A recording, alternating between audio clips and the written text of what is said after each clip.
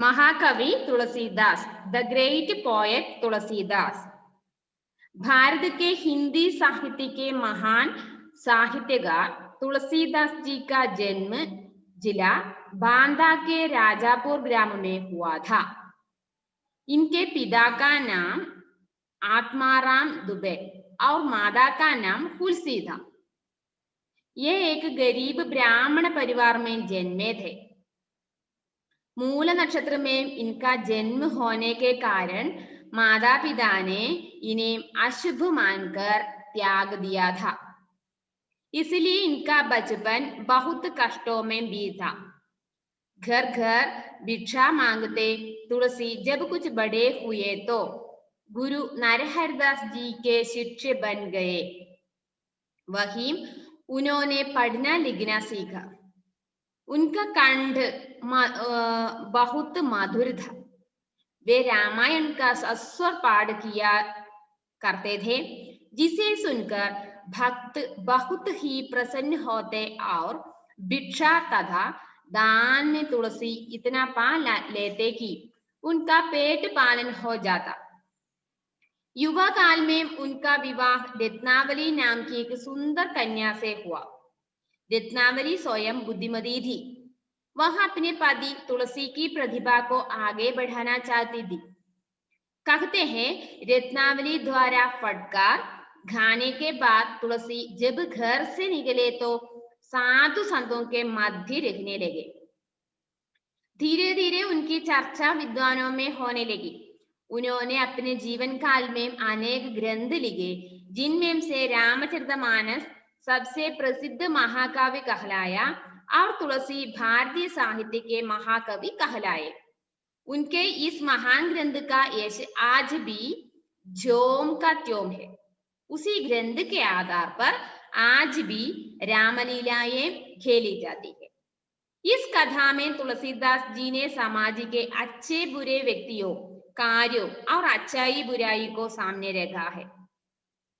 यह कर्तव्य भावना से भरी एक कथा है, जिसमें पिता के प्रति पुत्र का कर्तव्य, भाई का भाई के प्रति प्रेम, शिक्षक की गुरु भक्ति, पति के प्रति पत्नी का कर्तव्य आदि वर्णित है।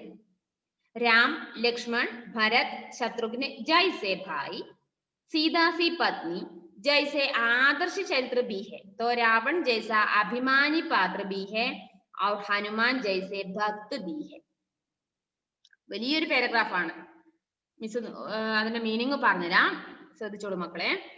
भारत के हिंदी साहित्य के महान साहित्यकार तुलसीदास जी का जन्म, ഇന്ത്യയിലെ ഹിന്ദി സാഹിത്യത്തിലെ പേരുകേട്ട സാഹിത്യകാരന്മാരിലെ പ്രശസ്തനായ തുളസീദാസിന്റെ ജനനം ജില്ല ബാന്ദ കെ രാജാപൂർ ഗാവ് മേ ഹുവാ ഥാ. ബാന്ദയിലുള്ള രാജാപൂർ എന്ന് പറഞ്ഞ ഗ്രാമത്തിലായിരുന്നു. എവിടെയാണ് തുളസീദാസ് ജനിച്ചത്? ബാന്ദയിലുള്ള രാജാപൂർ എന്ന് പറഞ്ഞ ഗ്രാമത്തില്. ഇൻകെ പിതാ കാ നാം ആത്മാറാം ദുബെ, അദ്ദേഹത്തിന്റെ അച്ഛന്റെ പേര് ആത്മാറാം ദുബെ എന്നും മാതാ കാ നാം തുളസീത, തുളസി. മകന്റെ പേര് തുളസി എന്നാണ്, അമ്മയുടെ പേര് തുളസി എന്നാണ്. തുളസി, തുളസി ഥ. ये एक गरीब ब्राह्मण परिवार में जन्मे थे. ഇദ്ദേഹം ഒരു പാവപ്പെട്ട ബ്രാഹ്മണ കുടുംബത്തിലായിരുന്നു ജനിച്ചത്. കേട്ടല്ലോ, അച്ഛന്റെ പേര് ആത്മാറാം ദുബെ, അമ്മയുടെ പേര് തുളസി. मूल नक्षत्र में इनका जन्म होने के कारण माता पिता ने इन्हें अशुभ मानकर त्याग दिया था. അങ്ങനെ പറഞ്ഞ അറിയോ? അതായത് നമ്മള് ജനന നക്ഷത്രമില്ലേ, ജന്മ നക്ഷത്രം, ജനിക്കുന്ന ടൈമിന് ഒരു നക്ഷത്രം ഉണ്ടാവില്ലേ? അതായത് എന്താ പറയാ, അത്തം, ചിത്തിര, ചോതി അങ്ങനെയുള്ള നക്ഷത്രങ്ങളുണ്ട്. കേട്ടിട്ടുണ്ട് അല്ലേ? ഓക്കെ. അതായത് അങ്ങനെ ഒരു നക്ഷത്രം നോക്കാറുണ്ട്. അതായത് ജനന സമയം പറഞ്ഞ് നോക്കിക്കഴിഞ്ഞാൽ നമ്മുടെ കലണ്ടറിൽ അങ്ങനെയൊക്കെ നോക്കിയിട്ട് അപ്പൊ ഇത്ര മണിക്കാണ് ജനിച്ചത് എങ്കിൽ അപ്പൊ ആ സമയം നോക്കും. പണ്ടുള്ളവരൊക്കെ എന്താ ചെയ്യാ, പ്രായമുള്ളവര് വേഗം നക്ഷത്രം നോക്കുക. സമയം എത്ര മണിക്കാണ് ജനനം സമയം കിട്ടിയ ഉടനെ നക്ഷത്രം അറിഞ്ഞു വെക്കും. എന്തിനാണ്? ഈ മുമ്പേ ഇപ്പൊ എന്ന് വെച്ചാൽ അതിലൊരു വിശ്വാസക്കുറവുണ്ട്.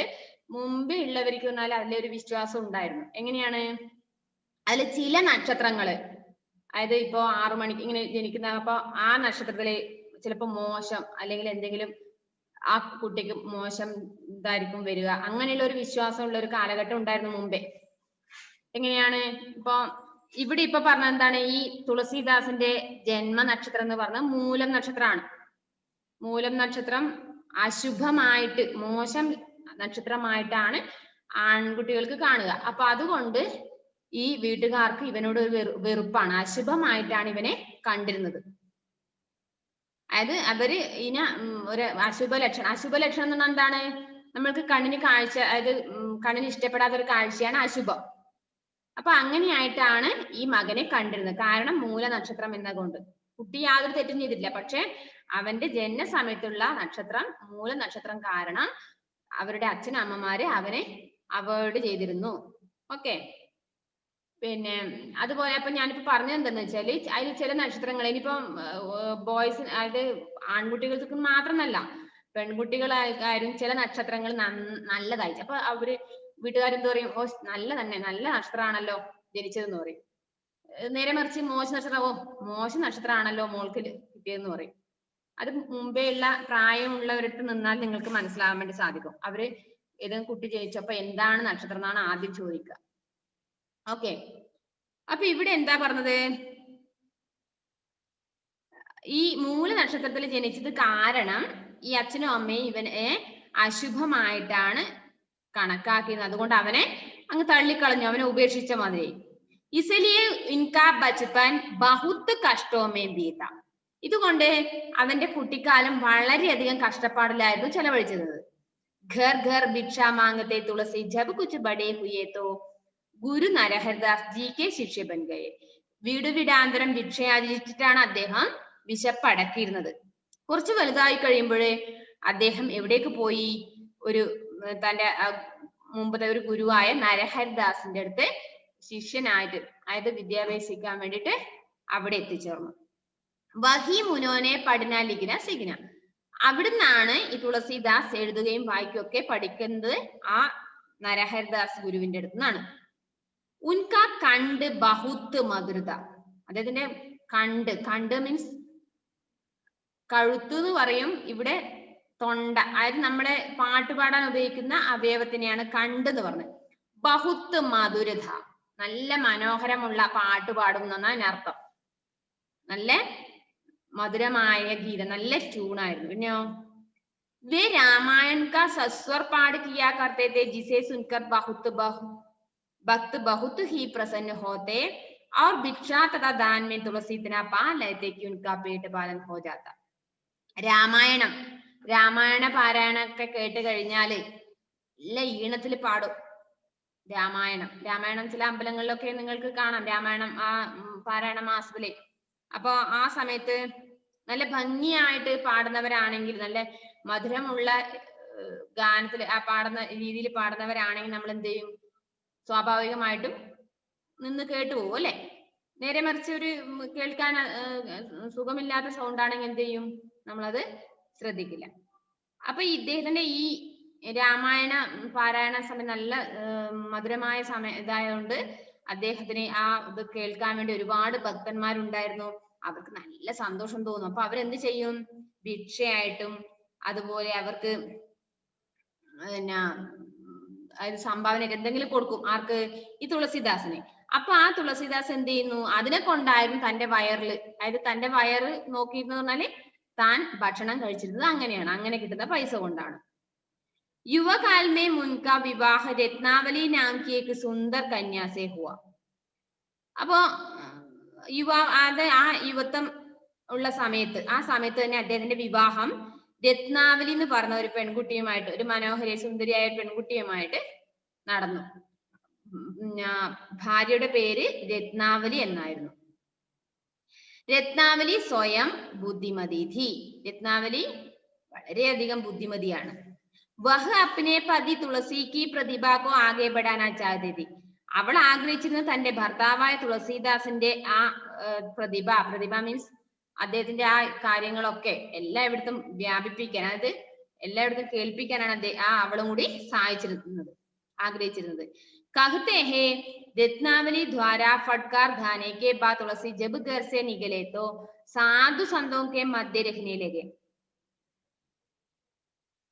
അതായത് രത്നാവലി പിന്നെ അതായത് ഇദ്ദേഹം ഈ സാധു സന്യാസികളുടെ കൂടെയായിരുന്നു ഇദ്ദേഹം ഉണ്ടായിരുന്നത്. ധീരെ ധീരെ ഉൻകി ചർച്ച വിദ്വാനോമേ ഹോനെ ലഗി. മെല്ലെ മെല്ലെ അദ്ദേഹത്തെ കുറിച്ചുള്ള ചർച്ചകള് വിദ്വാൻമാര് നല്ല നല്ല അറിവുള്ള ആൾക്കാർ ഈ തുളസീദാസിനെ കുറിച്ച് ചർച്ച ചെയ്യാൻ തുടങ്ങി. ഉനോനെ അപ്പനെ ജീവൻ കാൽമേ അനേക ഗ്രന്ഥ ലിഖെ. അദ്ദേഹം തന്റെ ജീവിതകാലത്തില് ഒരുപാട് ഗ്രന്ഥങ്ങൾ എഴുതിയിട്ടുണ്ട്. ആരേ? തുളസീദാസ്. ജിൻമേം സേ അതില് രാമചരിതമാനസ് സബ്സെ പ്രസിദ്ധ മഹാകാവ്യ കഹ്ലാരെ. തുളസീദാസ് എഴുതിയ പേര് കേട്ട മഹാകാവ്യമാണ് രാമചരിതമാനസ്. और തുളസി ഭാരതീയ സാഹിത്യക്കെ മഹാകവി കഹലായെ. അതുകൂടാതെ തന്നെ തുളസീദാസിനെ നമ്മുടെ ഭാരതീയ സാഹിത്യത്തിലെ പ്രശസ്തനായ മഹാകവി എന്ന പേരിലും അറിയപ്പെട്ടിരുന്നു. രാമചരിത മാനസാണ് അദ്ദേഹം എഴുതിയ പ്രശസ്ത മഹാകാവ്യം. ഉൻകെ ഇസ് മഹാൻ ഗ്രന്ഥ കാ യശ് ആജ് ഭി ജോം കാ ത്യോം ഹെ. ഇന്നും അദ്ദേഹം എഴുതിയ ആ പേര് കേട്ട ഗ്രന്ഥം, അതിന്റെ പേര്, പ്രശസ്തി ഇന്നും എല്ലായിടത്തും കേൾവിയുണ്ട്. उसी ग्रंथ के आधार पर आज भी രാമലീലായും खेली जाती है. ആ ഗ്രന്ഥത്തിനെ അടിസ്ഥാനമാക്കിയിട്ടാണ് ഇന്ന് രാമലീലകള് ചില ഇതൊക്കെ നടക്കുന്നത്. പിന്നെയോ इस कथा में तुलसीदास जी ने समाज के अच्छे बुरे व्यक्तियों. ഈ കഥയിലെ തുളസീദാസ് സമൂഹത്തിലെ ഉള്ള നല്ലവരും മോശവും, അതായത് അച്ഛേ ബുരേ വ്യക്തി എന്ന് പറഞ്ഞാല് നല്ല ആൾക്കാരുണ്ടാവാം, ചീത്ത ആൾക്കാരുണ്ടാവാം അല്ലെ. കാര്യവും അവർ അച്ചായി ബുരായിക്കോ സാമനെ രേഖാ ഹെ. പിന്നെ അതിലുള്ള നന്മയും തിന്മയും ഇതൊക്കെയാണ് ചൂണ്ടിക്കാണിക്കുന്നത്. യഹ് കർത്തവ്യ ഭാവന സേ ഭരി ഏക് കഥാ ഹെ ജിസ്മേ പിതാ കെ പ്രതി പുത്ര കാ കർത്തവ്യ. ഈ രാമചരിത മാനസിൽ എന്താണ് കഥയിൽ ഉൾക്കൊള്ളിച്ചത്? വേറെന്താണ്? പിതാ കെ പ്രതി പുത്ര കാ കർത്തവ്യ.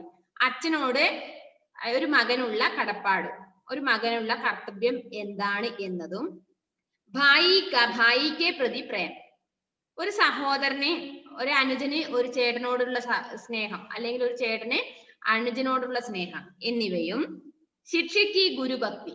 പിന്നെ ഒരു ശിഷ്യന് തന്റെ ഗുരുവിനോട്, അധ്യാപകനോട് ഉണ്ടാകുന്ന ഭക്തി, ബഹുമാനവും, പതിക്കെ പ്രതി പത്നിക കർത്തവ്യ ആദി വർണ്ണിതഹെ. പിന്നെ ഒരു ഭർത്താവിനോട്, പതി മീൻസ് ഭർത്താവിനോട് ചെയ്യേണ്ട ഭാര്യയുടെ കടമയും ഇതൊക്കെയാണ് വർണ്ണിച്ചിരിക്കുന്നത്. ഏതില്? ഈ രാമചരിത മാനസില്. ശ്രീരാമന്റെ കഥയായിരുന്നു രാമചരിത മാനസിൽ മുഴുവനും കൊടുത്തിരുന്ന ഇത്രയും കാര്യങ്ങൾ അതില് ഉൾപ്പെടുത്തിയിട്ടുണ്ട്. അതായത് ഒരു ജ്യേഷ്ഠന് അനുജനോടുള്ള സ്നേഹം, അനുജനോട് ജ്യേഷ്ഠനോടുള്ള സ്നേഹം എങ്ങനെയാണെന്നും, അതുപോലെ ഒരു ശിഷ്യന് അധ്യാപകനോട് ഉണ്ടാകുന്ന ബഹുമാനം, ഭക്തി, ഗുരുഭക്തി എങ്ങനെയാണെന്ന്, അതുപോലെ ഭാര്യ തന്റെ ഭർത്താവിനോട് എങ്ങനെയാണ് ഇത് പെരുമാറുന്നത്, അതിന്റെ ആ രീതി, കർത്തവ്യം, ഒരു ഭാര്യയുടെ കടമ, ഇതൊക്കെയാണ്. അതുപോലെ നല്ല കാര്യങ്ങളും നന്മകളും തിന്മകളും ഇതൊക്കെയാണ് ഈ രാമചരിത മാനസിലെ ചിത്രീകരിച്ചിരിക്കുന്നത്. രാം, ലക്ഷ്മൺ, ഭരത്, ശത്രുഘ്നെ ജൈസേ ഭായി. ഇവരാണ് അതിന് സഹോദരന്മാർ അല്ലെ. രാമലക്ഷ്മണന്മാരും ഭരതൻ, ശത്രുഘ്നൻ എന്നിവ സഹോദരന്മാരും. പിന്നെ സീതാസി പത്നി ജയ്സെ ആദർശ ചരിത്ര ബീഹെ. പിന്നെ ഭാര്യയായിട്ട് സീത, ശ്രീരാമന്റെ പത്നിയായിട്ട് സീതാദേവി. പിന്നെ രാവൺ, ഒരു അഭിമാന പാത്രമായിട്ട് രാവണനുണ്ട്. പിന്നെ ഹനുമാൻ, ഭക്തനായിട്ട് ഒരു ഹനുമാനും ഈ രാമചരിത മാനസിലെ കഥാപാത്രങ്ങളായിട്ടുണ്ട്. ശ്രീരാമൻ, ലക്ഷ്മണൻ, ഭരതൻ, ശത്രുഘ്നൻ, സീതാദേവി, അതുപോലെ രാവണൻ, പിന്നെ അതുപോലെ ഹനുമാൻ. ഇത്രയും കഥാപാത്രങ്ങളാണ് രാമചരിത മാനസിലെ കൊടുത്തിരിക്കുന്നത്. അത്രയും കേട്ടല്ലോ. നെക്സ്റ്റ് പേജ് എടുക്കുക. Page number 32. तुलसीदास जी ने विनय पत्रिका, कवितावली, गीतावली, दोहावली, जानकी मंगल आदि अन्य कई रचनाएं भी लिखी, किंतु रामचरितमानस उनकी प्रसिद्धि का विशेष ग्रंथ बना. यह ग्रंथ उस समय की काव्य की सभी विधियों में लिखा गया है.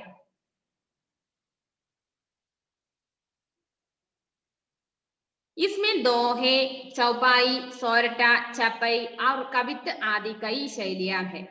एक ग्रंथ अवधी भाषा में लिखा गया है। ब्रजभाषा का भी तुलसीदास जी बहुत अच्छा ज्ञान रखते थे। उनका यह महाकाव्य आज भी सबसे श्रेष्ठ काव्य माना जाता है। इतने महान काव्य लिखने की कला तक कोई न पहुंच पाएगा, यह सत्य सब जानते हैं। इसलिए तुलसीदास जी को भारतीय साहित्य का सर्वोत्तम कवि कहा जाता है। ഇനി തുളസീദാസ് ജീനെ പിന്നെ അദ്ദേഹം എഴുതിയത് രാമചരിതമാനസാണ് പ്രധാനപ്പെട്ട മഹാകാവ്യം. ഇനി അദ്ദേഹം എഴുതിയ വേറെ ഗ്രന്ഥങ്ങളുടെ പേര്, രചനകളുടെ പേരാണ് വിനയ പത്രിക, കവിതാവലി, ഗീതാവലി, ദോഹാവലി, ജാനകി മംഗൾ മുതലായവയാണ് മറ്റു പ്രസിദ്ധ രചനകൾ. ഹിന്ദു രാമചരിതമാനസ് ഉൻകി പ്രസിദ്ധി കാ വിശേഷ ഗ്രന്ഥ ബന.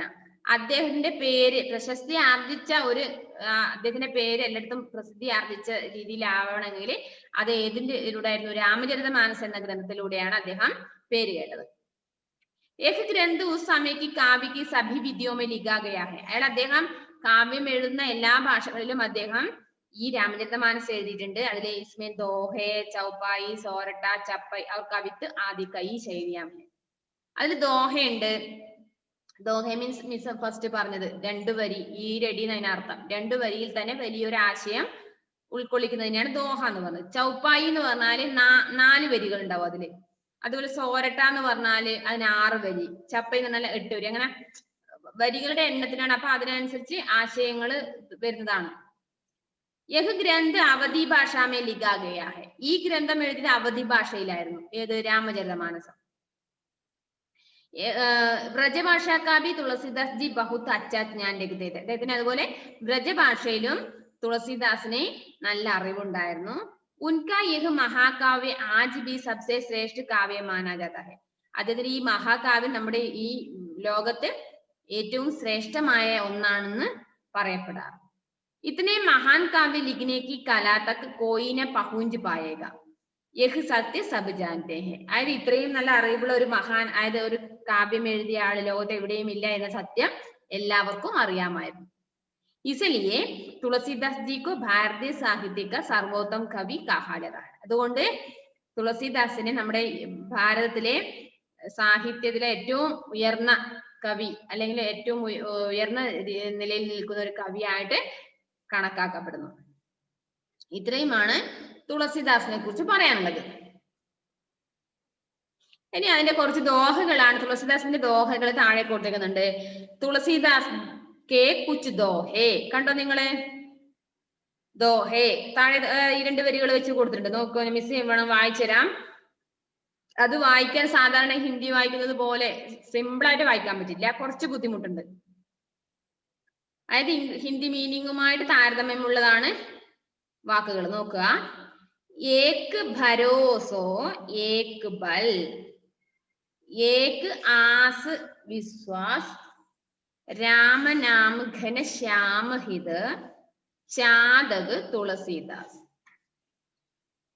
ഏക് ഭരോസോ ഏക് ബൽ, ഏക് ആസ് വിശ്വാസ്, രാമ നാമ ഘന ശ്യാമ ഹിത്, ചാതക് തുളസീദാസ്. അതിന്റെ മീനിങ് തന്നെ താഴെയുണ്ട്, ഏറ്റവും താഴെയുണ്ട്. ആ ശബ്ദാർത്ഥം ഓരോ ദോഹയുടെയും മീനിങ്ങും അതിന്റെ വ്യാഖ്യാനം അവിടെ കൊടുത്തിരിക്കുന്നുണ്ട്. പേജ് നമ്പർ 32 ലാസ്റ്റ് കണ്ടോ നിങ്ങൾ? ലാസ്റ്റ് ബോക്സിൽ ഇതാ മീനിങ് അവിടെയുണ്ട്. അത് ഒന്നാമത്തെ ദോഹയുടെ മീനിങ് ആണ്. അതിന്റെ വലത് സൈഡിൽ 33-ലെ ഏറ്റവും മുകളിലായിട്ട് അതിന്റെ മീനിങ് കൊടുത്തിരിക്കുന്നുണ്ട്. ആ ദോഹയുടെ എന്താണ് അർത്ഥം? തുളസീദാസ് ജീനെ ഇൻ ദോഹോ മേ श्री राम से विनय प्रार्थना करते हैं कि हे राम, मेरा भरोसा, मेरी शक्ति, मेरी आशा और मेरा विश्वास सब तुम हो. मैं तो चातक पक्षी के समान तुम्हारी दया की एक एक बूंद का प्यासा हूं. എന്താണ് മീനിങ്? അതായത് ഒന്നാമത്തെ ആ ദോഹയുടെ മീനിങ് ആണ് ഇവിടെ കൊടുക്കുന്നത്. ഏക് ഭരോസോ ഏക് ബൽ, ഏക് ആസ വിശ്വാസ്, രാമനാമ ഘന ശ്യാമഹിത് ചാതക തുളസീദാസ് എന്നതിന്റെ മീനിങ് ആണ് മിസ് പറയാൻ പോകുന്നത്. തുളസീദാസ് ജീനെ ഇൻ ദോഹോമേം തുളസീദാസ് ഈ ദോഹയിലൂടെ അല്ലെങ്കിൽ ഈ ഈരടികളിലൂടെ ശ്രീരാമ ഭഗവാനോട് വിനയ് കർത്തേഹ് എന്ന് പറഞ്ഞാൽ പ്രാർത്ഥന പ്രാർത്ഥിക്കുകയാണ്. തുളസീദാസ് ശ്രീരാമനെ നോക്കിയിട്ട് പ്രാർത്ഥിക്കുകയാണ്. എന്താ പറഞ്ഞത്? ഹേ രാം, അല്ലയോ രാമ, മേരാ ഭരോസ, ഭരോസ മീൻസ് വിശ്വാസം, എന്റെ വിശ്വാസം, മേരി ശക്തി, എന്റെ ശക്തി, മേരി ആശ, എന്റെ ആഗ്രഹം, और मेरा विश्वास सब तुम हो, ഇതൊക്കെ എന്താണ്? എല്ലാം നീ തന്നെയാണ്. അല്ലയോ ശ്രീരാമ, എന്റെ വിശ്വാസം, എന്റെ ശക്തി, എന്റെ ആഗ്രഹം എല്ലാം നിങ്ങൾ തന്നെയാണ്. അല്ലയോ ഭഗവാനെ. മേം തോ ചാതക പക്ഷിക്ക് സമാൻ, ഞാൻ ചാതക പക്ഷി മീൻസ് വേഴാമ്പലിനെ പോലെ, വേഴാമ്പൽ എന്ന പക്ഷിയെ പോലെ, തുമാരി ദയാക്കി ഏക് ബൂന്ദ് കാ പ്യാസാ ഹും, നിങ്ങളുടെ ദയ, ആ ദയാകുന്ന ഓരോരു തുള്ളി ദയക്ക് വേണ്ടി ദാഹിച്ചിരിക്കുകയാണ്. അതെന്താ അങ്ങനെ പറഞ്ഞാല്? ഈ ചാതക പക്ഷിക്ക് ഒരു പ്രത്യേകതയുണ്ട്. ചാതക പക്ഷി മീൻസ് വേഴാമ്പലിന് ഒരു പ്രത്യേകത. ഷോൺ ഇടയ്ക്ക് സ്റ്റക്കായി പോകുന്നുണ്ടോ അല്ലേ? ക്ലാസ് കേട്ടായിരുന്നോ ഷോൺ? കേട്ടു. ചാതക പക്ഷിക്ക് ഒരു പ്രത്യേകതയുണ്ട്. ചാതക പക്ഷി എപ്പോഴും കരയുന്നത് മഴ പെയ്യാൻ വേണ്ടിയിട്ടായിരുന്നു. എന്തിനാ മഴ പെയ്യാൻ വേണ്ടിട്ട് ഈ ചാതക പക്ഷി കരയുന്ന അറിയോ? വേഴാമ്പല് ചാതക പക്ഷി എപ്പോഴും മഴ പെയ്യാൻ വേണ്ടി കരയും. എന്തിനാ വെച്ചാല് അതിന് ദാഹം വന്നു കഴിഞ്ഞാല്, അതിന് ദാഹം വന്നാൽ വേറെ എവിടുന്നും വെള്ളം കുടിക്കില്ല. ആ പക്ഷി വെള്ളം കുടിക്കുന്നത് ആകെ എങ്ങനെയാണ്? ഈ മഴ പെയ്യുന്ന സമയത്ത് നേരിട്ട് അതിന്റെ കൊക്കിലേക്ക് ആ വെള്ളം, ആ ജലത്തുള്ളികള് കൊക്കിലൂടെ, അങ്ങനെയാണ് വെള്ളം കുടിക്കുന്നത്. അപ്പൊ മഴ പെയ്യാൻ വേണ്ടി എപ്പോഴും കരുതുന്നത് എന്തുകൊണ്ടായിരിക്കും? വെള്ളം കുടിക്കാനാണ്. അതായത് ചാതക പക്ഷി എപ്പോഴും എന്താണ്? മഴ പെയ്യാൻ വേണ്ടി കരയും. അതിന്റെ പ്രത്യേകത എന്താണ്? ഈ വേഴാമ്പൽ എപ്പോഴും വെള്ളം വേറെ എവിടുന്നും കുടിക്കില്ല. നേരിട്ട് പെയ്യുന്ന ആ തുള്ളികൾക്ക് വേണ്ടി, ആ തുള്ളികളാണ് കുടിക്കുക. ദാഹം അകറ്റാൻ വേണ്ടി ഉപയോഗിക്കുന്നത് ആ മഴത്തുള്ളികളാണ്. അപ്പൊ ഇവിടെ പറഞ്ഞത് മഴത്തുള്ളികളെ വേണ്ടിയിട്ട് ചാതക പക്ഷി കരയുന്നത് പോലെ ഞാനും കരയുന്നു എന്ന് പറഞ്ഞാൽ എന്താണ്? ഞാൻ അങ്ങയുടെ ദയക്ക് വേണ്ടി കാത്തിരിക്കുന്നു എന്നർത്ഥം. കേട്ടോ? ഞാൻ അങ്ങയുടെ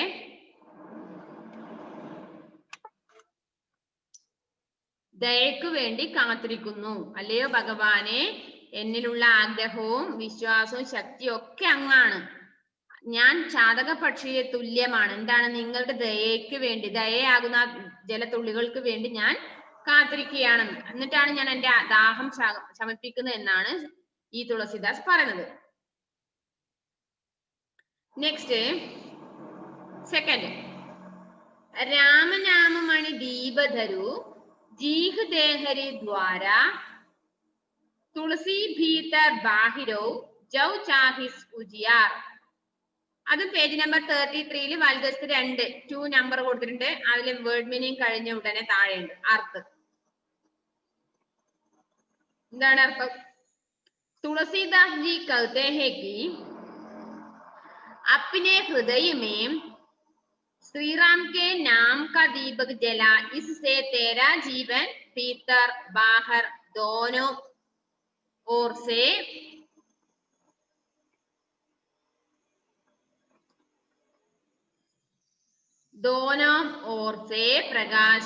प्रकाशमान हो जाएगा.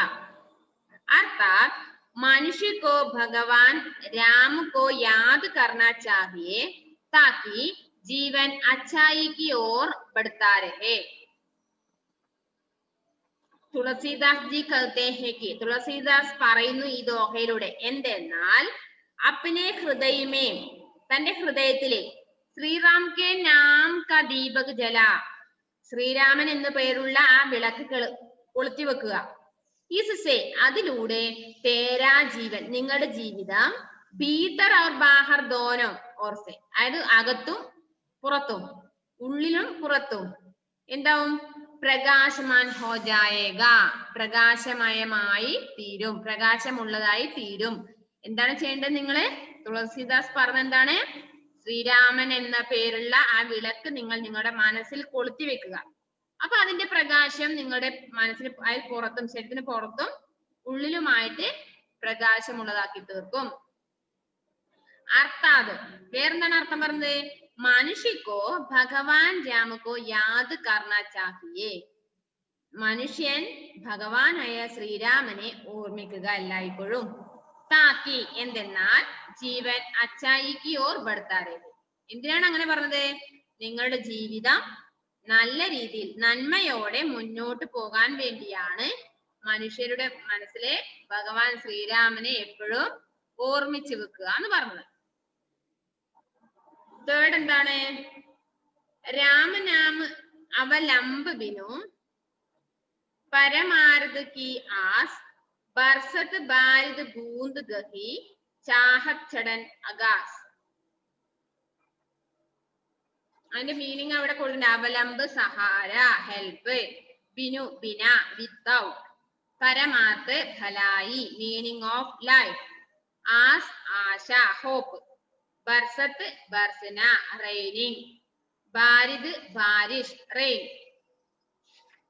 അപ്പൊ അത് കഴിഞ്ഞിട്ട്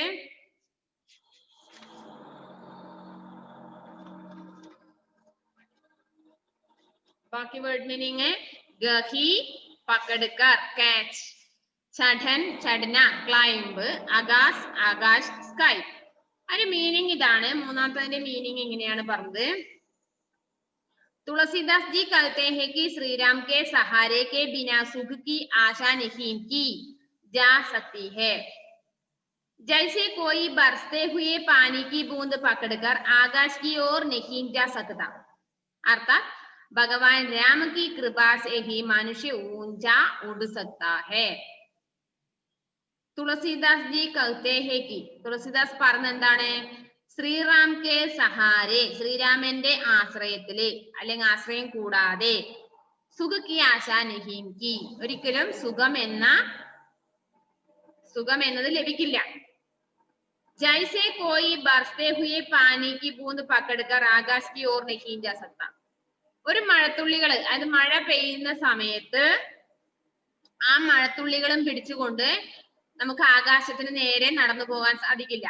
ആ ഒരു മഴത്തുള്ളിനെ പിടിച്ചിട്ട് നമുക്ക് അതിന്റെ മുകളിലൂടെ കയറി പോകാൻ പറ്റുമോ ആകാശത്തിലേക്ക്? ഇല്ല. അതുകൊണ്ടാണ് പറഞ്ഞത് എന്താണ്? അർത്ഥാത് ഭഗവാൻ രാമ കി കൃപാ സേ ഹി മനുഷ്യ ഊഞ്ചാ ഉഡ് സക്താ ഹെ. എന്താണ് അതിന്റെ അർത്ഥം? മീനിങ് എന്ന് പറഞ്ഞാൽ താഴേക്ക് എന്താണ്? ഭഗവാൻ രാമ കി കൃപാ സേ, ഭഗവാൻ ശ്രീരാമന്റെ കൃപയോടെ, സേഹി കൃപയോട് തന്നെ, മനുഷ്യ ഊഞ്ചാ ഉഡ് സക്താ ഹെ, മനുഷ്യൻ ഉയർന്ന നിലയിലെത്തുന്നു. ശ്രീരാമന്റെ കൃപയിലാണ്. ഓക്കെ, എല്ലാവരും കട്ടായി പോയില്ലേ? ഓക്കെ, നെക്സ്റ്റ് അടുത്ത ക്ലാസ്സിൽ കാണാം. 3 എണ്ണം മിസ് ഇപ്പൊ പറഞ്ഞിട്ടുണ്ട്. നിങ്ങളൊന്ന് സമയം കിട്ടുമ്പോൾ വായിച്ചു നോക്കുക. അടുത്ത ക്ലാസ് ആകുമ്പോഴേക്കും റെഡി ആവുക. Okay, by.